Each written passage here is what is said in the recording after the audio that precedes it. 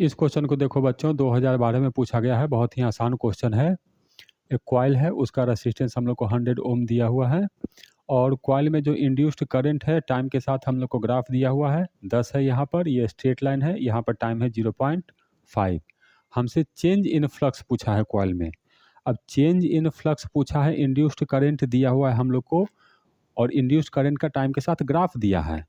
तो हम लोग जानते हैं कि किसी भी कॉइल से जितना भी चार्ज का फ्लो होगा वो होगा change in flux divided by resistance are.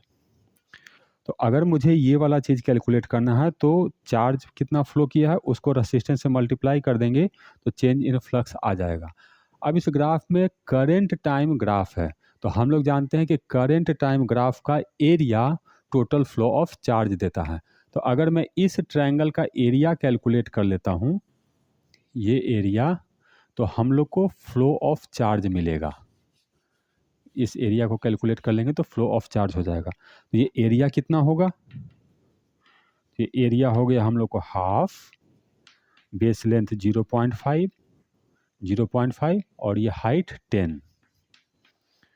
ये आ गया हम लोग को 5/2 कूलम। ये हम लोग को इतना का चार्ज देगा। तो हम लोग को फ्लक्स कैलकुलेट करना है, तो डेल्टा फ्लक्स में चेंज कैलकुलेट करना है। तो ये हो जाएगा 5/2 flow of charge into resistance. तो रेसिस्टेंस हम लोग को 100 दिया हुआ है, तो ये हो गया 500/2। ये आ जाएगा 250 वेबर का फ्लक्स में चेंज हुआ है। तो इन चारों में करेक्ट ऑप्शन होगा हम लोग को ए।